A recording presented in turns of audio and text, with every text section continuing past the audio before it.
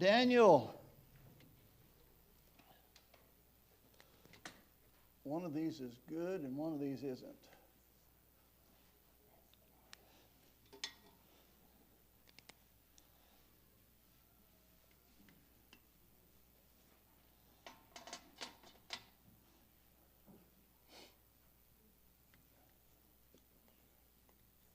Daniel chapter verses 17 through 31 we have today. This is an interesting chapter, to say the least. Each one of the chapters in Daniel is unique to itself. In the first chapter you have Daniel as like a 15, 16-year-old boy. Deciding he's going to stand for the Lord and not eat the king's meat, and then in chapter 2 you have the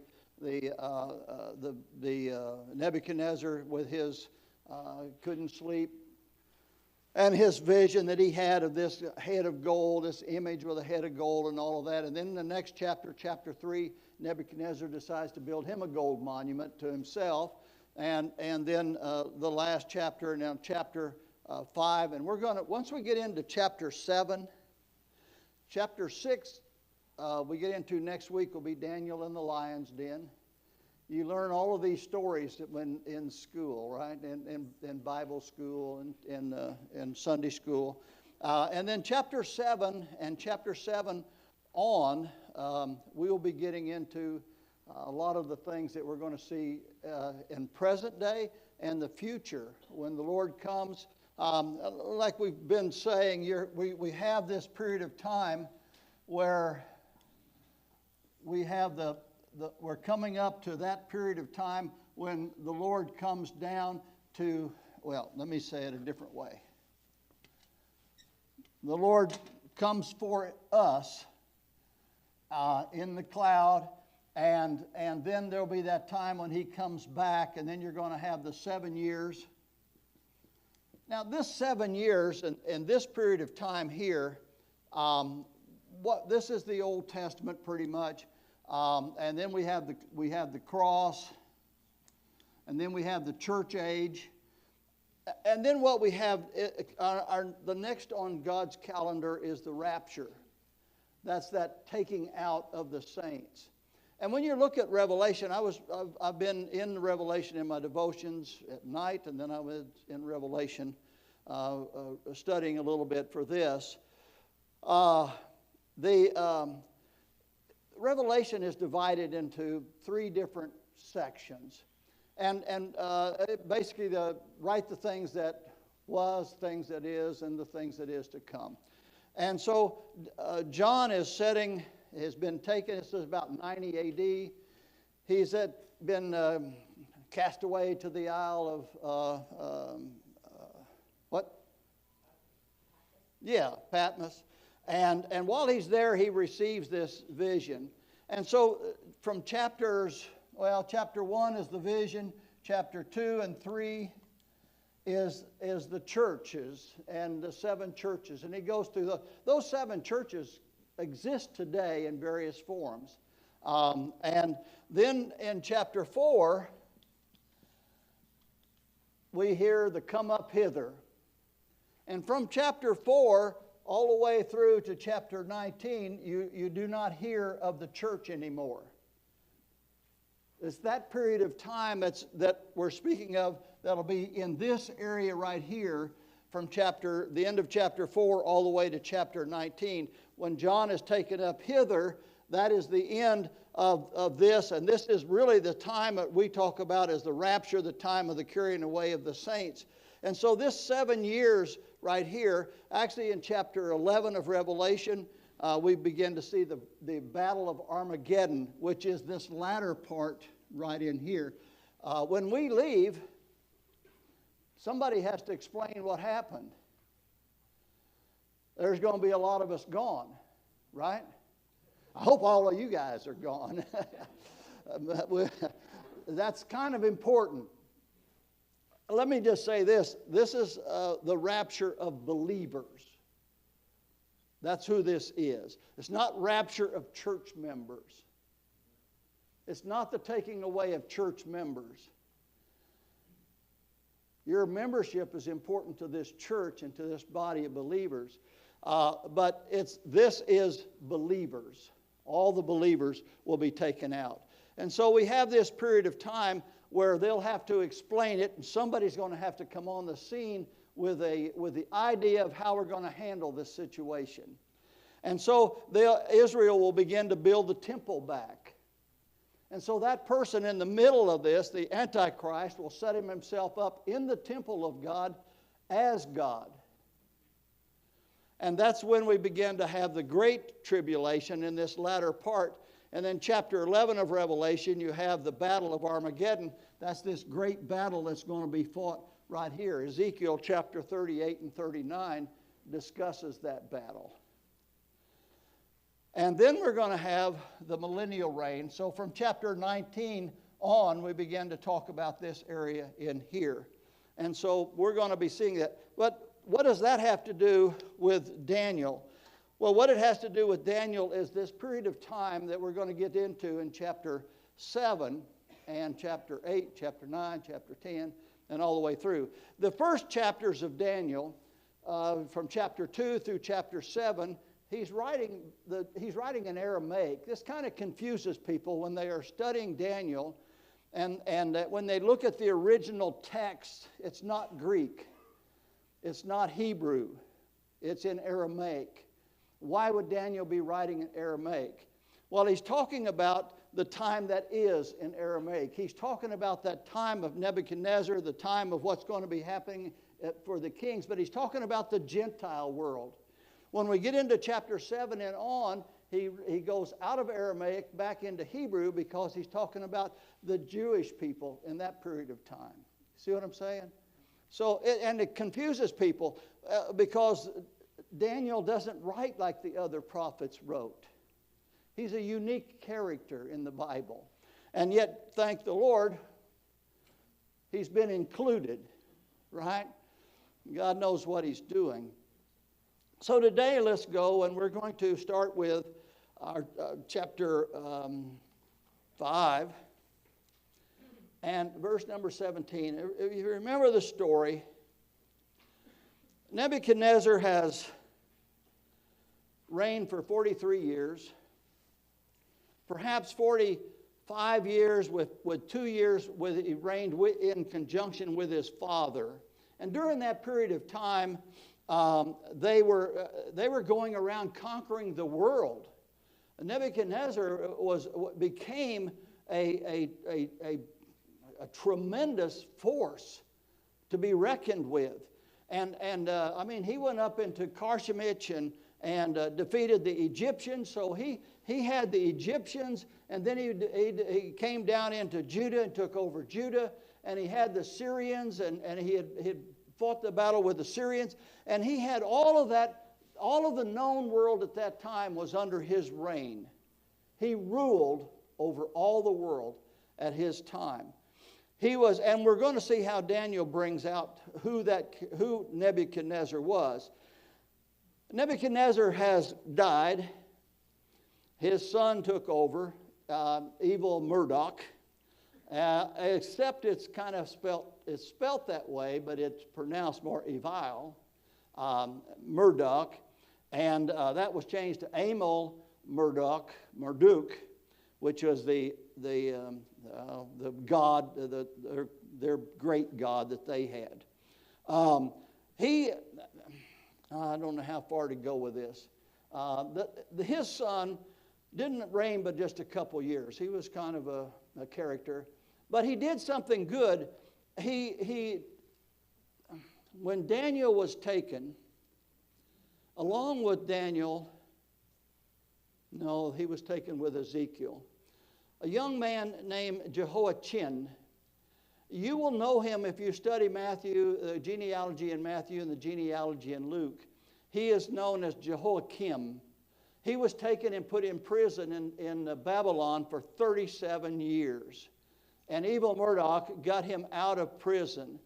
And actually, when you look at the genealogy, from Josiah, he had 4 children. three of which became kings under him, and they were all evil kings. Jehoiachin, or Jehoiakim, was the father of Jehoiachin. A lot of names, right? Jeconiah. But when you look at the genealogy, God skips over those evil kings. And Jeconiah is the king that, he was the grandson of Josiah, and he is the one that was the next in line for the tribe of Judah. Why is the genealogy important? Why am I even mentioning it? Well, it's important because the line of Christ had to be through the tribe of Judah. You understand? And there couldn't be a break in that line of Judah. And not only was Mary from the tribe of Judah, through Nathan, David had two children with Bathsheba. One was Nathan, and the other one was Solomon. And so the Solomon came through, and if you follow the genealogy, it goes down to Joseph. And Nathan's genealogy goes all the way through to Mary. So Jesus truly was the son of David, but he was also the son of God. So you see how important that was to the Jewish nations at that time. Jesus was to be the son of David. He was prophesied in Isaiah 53 and many other prophecies in the Old Testament. Genesis 49:10, the scepter shall not depart Judah, nor a lawgiver from between his feet, until Shiloh come, and unto him shall the gathering of the people be. That's Jesus. So, but now we have Nebuchadnezzar. Let's go back to him, and he has died. Evil Murdoch has died, and now his son also is now out into. Belshazzar is the grandson of Nebuchadnezzar. It's going to be said in here that he is the son, but he is actually the grandson of Nebuchadnezzar. So Daniel answered and said unto before the king, let thy gifts be to thyself. So where we were last week is Belshazzar. His first name popped up.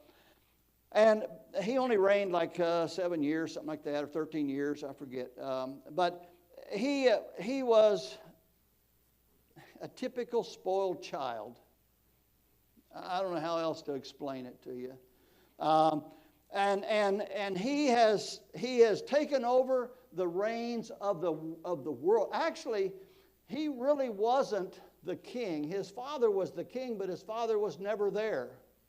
So he was kind of his father's viceroy and became the king. But anyway, he really thought he was a big shot. And so we have him now at this period of time having a party. Now, outside of the gates of the city, okay, let me throw a couple more names. Cyrus and Darius. These are the kings of the Medes and the Persians. Cyrus was the king of the Persians. Darius was his son-in-law. And he's going to split the kingdom up, the Medes and Persians, through Darius and through him. Outside the gates of the city is the Euphrates River is running. And while Belshazzar is having this party, the armies of Darius and Cyrus, the armies have been working to divert the Euphrates River, which would flow, they had it ready to flow inside the city. They diverted that river just enough that they can send their army underneath the big walls of the city. They didn't have to break down the walls. They just came through the aqueducts or whatever it was that they had there. And they are outside the gates of the city. Nobody really knows why Belshazzar is partying. It is not a time to party. Except he's a spoiled kid that wants to have a party. And so here he is. He's had his party. And then while he's having this party, and this has become a real problem, because within his party, many kings in this day actually set themselves up as gods to their people. They were like gods to their people. I mean, even if you look at Nebuchadnezzar, what did he do in chapter 3? He went and built a gold statue 90 feet tall to himself. And not only that, everybody in the world, when they heard the music, had to bow to that statue. I mean, these guys did that. And so Belshazzar, what he's done is he's had this party. And listen, folks, when these guys have parties, they don't always invite the girls. I mean, if you look at Esther, what did she have to do to go in to see the king, her husband? She feared for her life to go in before the king. And if you'll notice, the queen herself wasn't there at this party. But this guy, Belshazzar, he had his wives and his concubines. Now, generally, you wouldn't want to even mix those. I wouldn't think. I mean, I'm not a woman.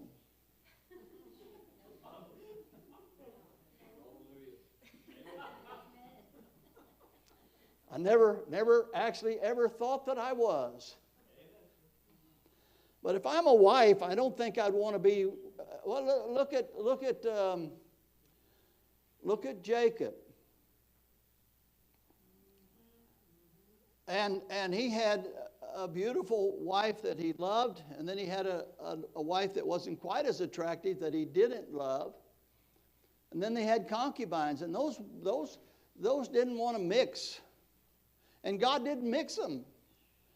But here we find that he's had this party, and then God sends out a hand. And this, I believe that the silence came in that there's 1,000 lords that he had in there. And I don't know, it said 1,000 lords. I don't know if those all had women with them too. I don't know how many people were there. Ladies with them, let me just say it that way. And then there's silence as the lights flicker. A hand goes up near the candle behind him or on the wall by him. This plaster wall now, this hand writes, Mene, Mene, Tekel Upharsin.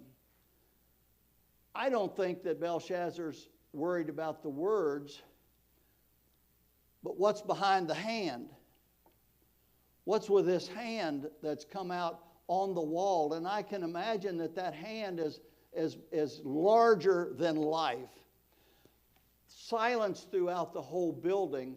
Fear. Well, let me just say this. He's fearing so hard, so much. The fear is so great. Now, I glanced at the video last week, and I apologize. Me trying to do my knee knocking didn't look very attractive in the video. But you can imagine somebody's knees knocking. They're afraid. They're frightened. And I'm sure a lot of other things were happening at that same period of time. The queen has come in and says, there is a man. There is a man that has the answer. And so here we have the man. His name is Daniel. Then Daniel answered. And actually, if you go back and look at the way that Belshazzar introduced Daniel, he was disrespectful in the way he introduced him. Are you the one? Basically, are you the slave that my father took? Is how he introduced him.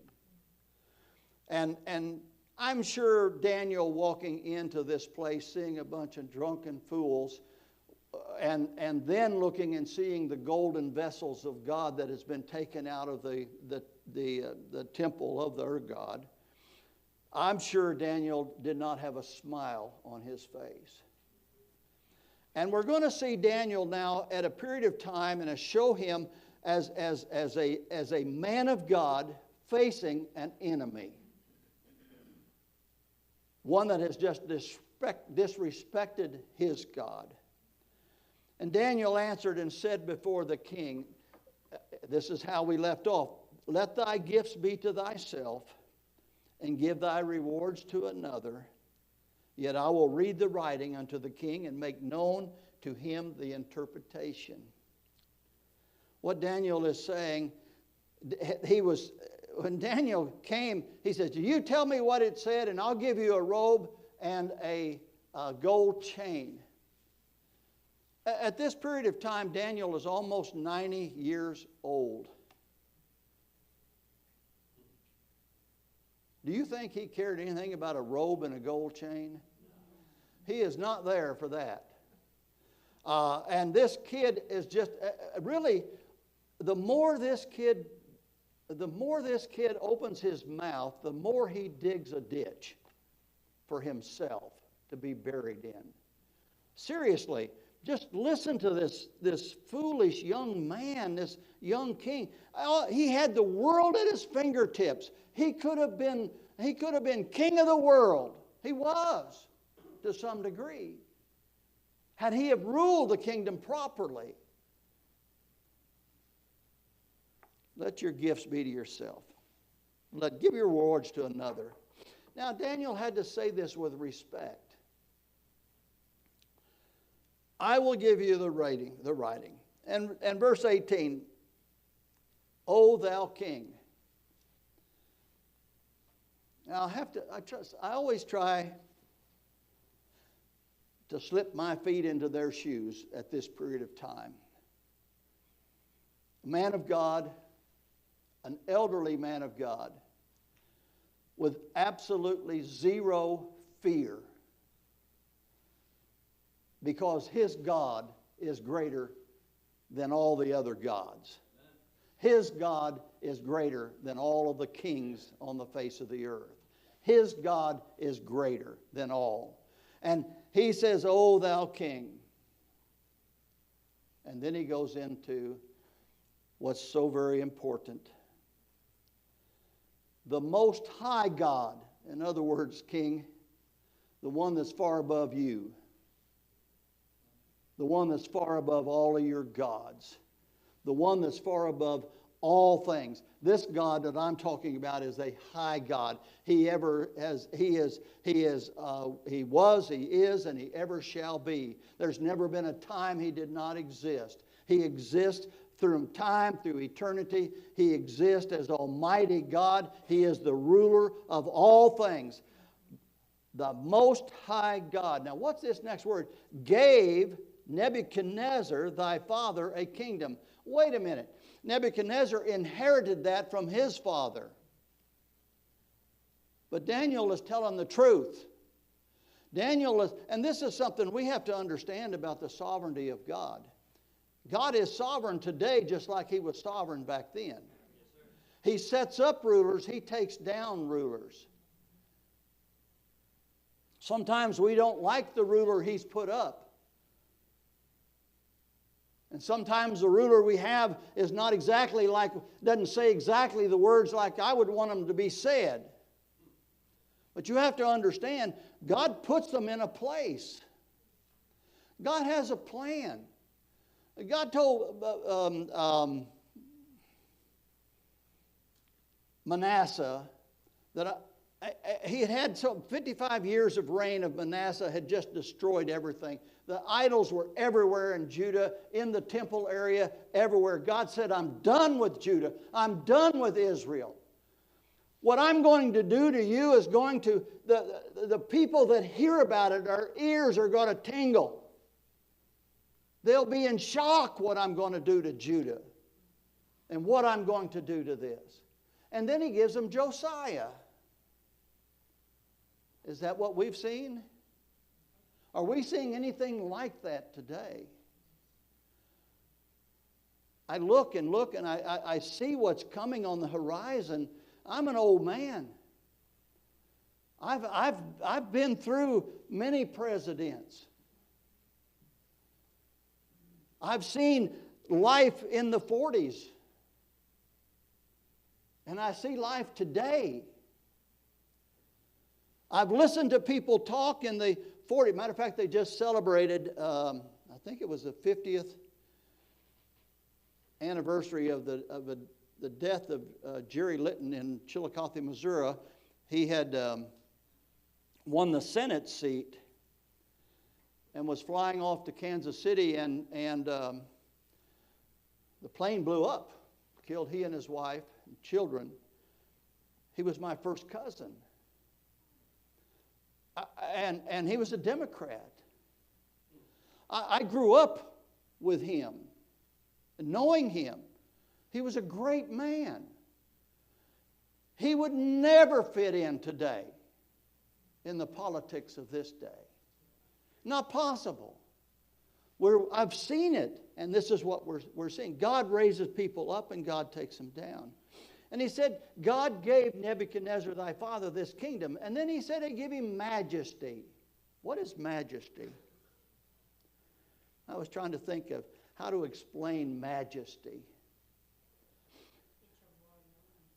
What? Yes, yes. Go to the Grand Canyon. I'll never forget the first time I went to Grand Canyon. I thought, I'll just stop and take a peek. I was headed to Tahoe, and so I was out in Las Vegas, and I got out, and the Lord said, it's 115 out here. Go get in your car, go somewhere else. Thank the Lord. I took off up and went to see Hoover Dam or whatever, and it was 116 there, so I didn't stay long.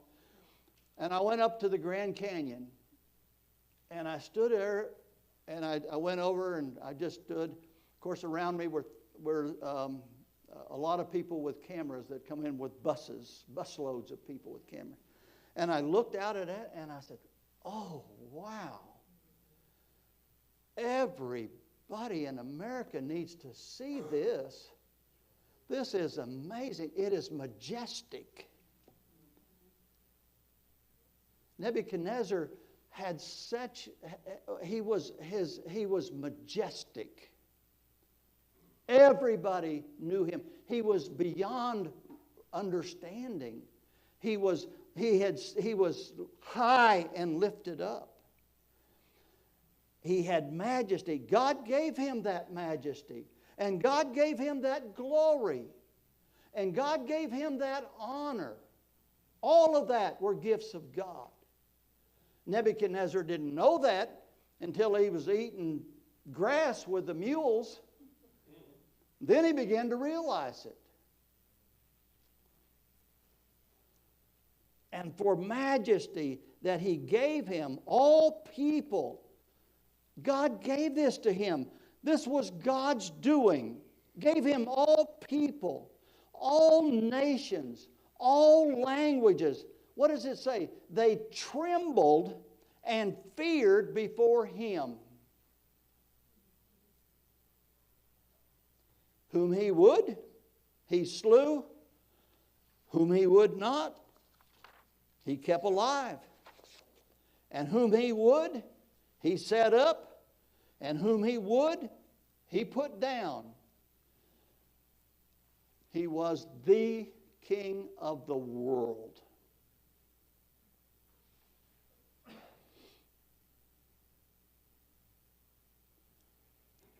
You know, I wrote down Daniel chapter 2 and verse number 5 to give an illustration of that. Remember he had a dream, but he forgot what it was. But it shook him up, but he didn't know what it was.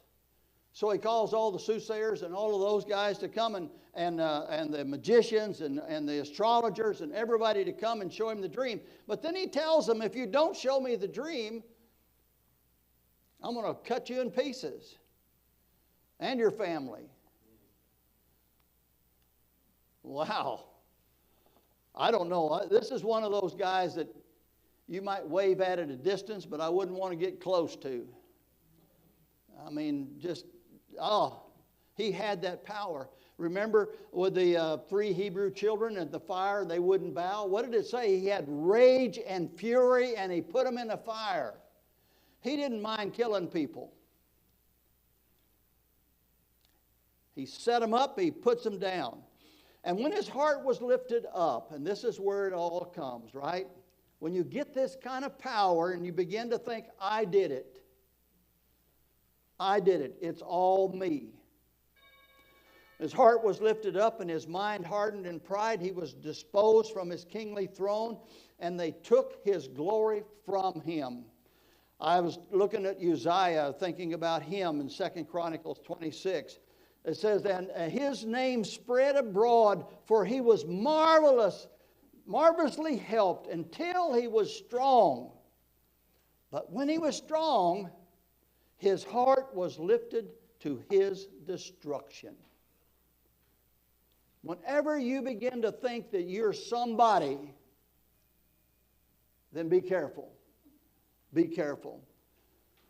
God put you there. God can take you out of it. And he was driven from the sons of men, and his heart was made like unto the beast, and his dwelling was with the wild asses, as fed with the grass of the oxen. His body was wet with the dew from heaven, till he knew that the Most High God ruled in the kingdom of men, and that he was appointed over whomsoever he will. That God would appoint whoever he will. And thou, O son, O Belshazzar, hast not humbled thine heart, though thou knewest all of this. This is amazing, isn't it? You knew it, but you're still lifted up in pride. You knew it.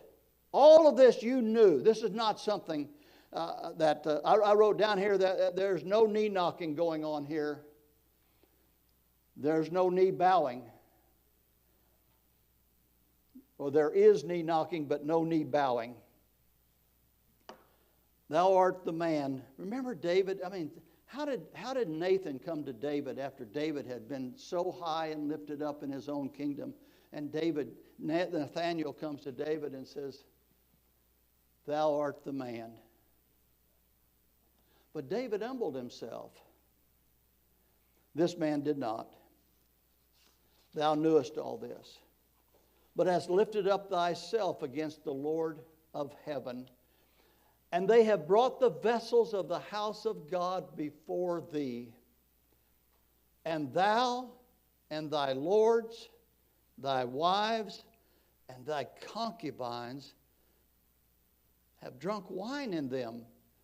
And thou hast praised the God of silver and gold and brass and wood and stone, which see not and hear not and know not.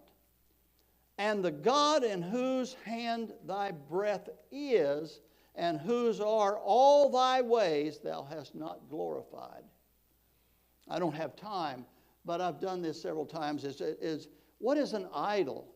It's just take something that somebody made. I drew a drawing here.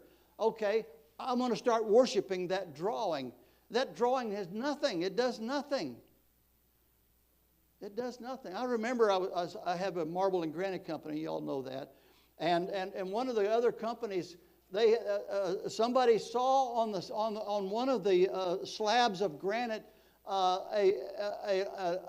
what looked like the Virgin Mary. I thought, why didn't I think of that? They flocked to that guy's store and they worshiped that piece of granite with a picture of what they thought was the Virgin Mary. That's idol worship, folks.